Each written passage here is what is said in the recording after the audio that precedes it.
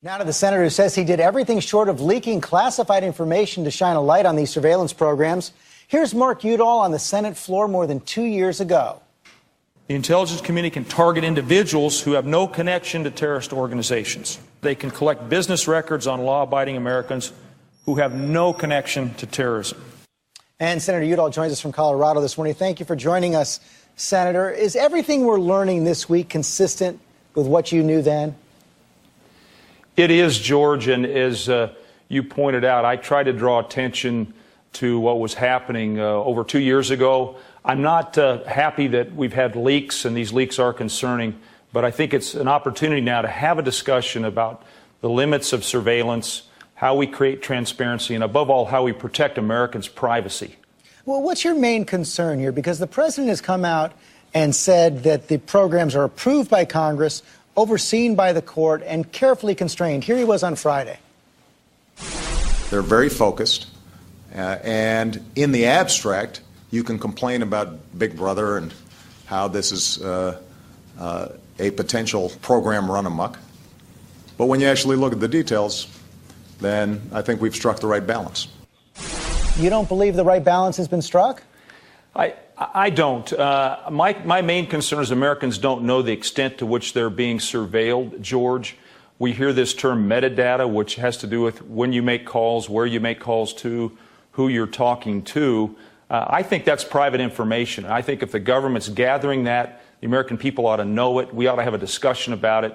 And frankly, I think we ought to reopen the Patriot Act and put some limits on the amount of data that the National Security Administration is collecting. What kind of limits exactly? Because as the president pointed out, no one's listening to phone calls here, and they're not allowed to continue the targeting of any individual unless they have probable cause, unless they've developed some information that would give them the reason to continue a tracking.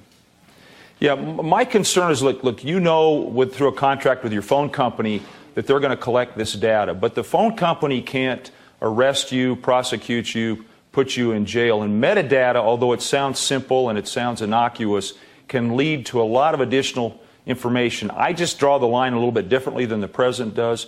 We do need to remember we're in a war against terrorists, and terrorism remains a real threat. But I also think we have to cue to the Bill of Rights. And the Fourth Amendment, which prevents unlawful search and seizures, ought to be important to us. It ought to remain sacred. And there's got to be a balance here. That's what I'm aiming for. Let's have the debate. Let's be transparent.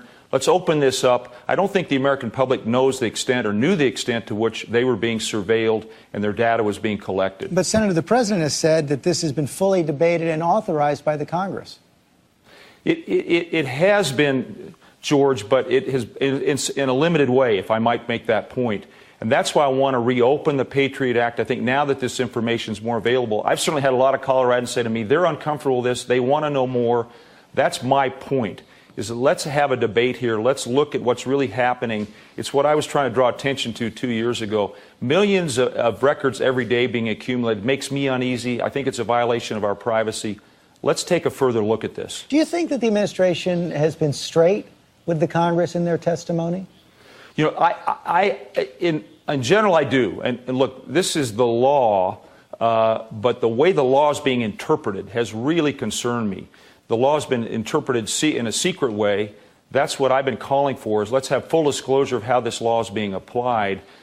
This isn't a scandal, but this is deeply concerning to me and a lot of Americans, and frankly, a lot of my colleagues in the Senate on both sides of the aisle. And do you believe, though, that the program has been effective? We have Chairman Mike Rogers coming up, who said that this program has helped stop terrorist attacks. And our own Brian Ross reported that the attempted subway plot in New York subways in 2009 could have been stopped by this program.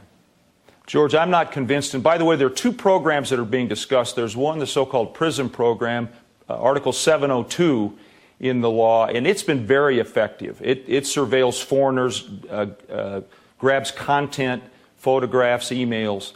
The 215 provisions, which are collecting all the metadata, I'm not convinced that it's uniquely valuable intelligence that we couldn't have generated in other ways. So I know these claims are being made, but that's all the more reason to have a debate, to share this information, and determine whether or not we ought to be collecting millions of records every day of Americans' phone calls. It just, to me, is a violation of our privacy, particularly if it's done in ways that we don't know about. Senator Udall, thanks for your time this morning. Hey, George, thanks for having me on.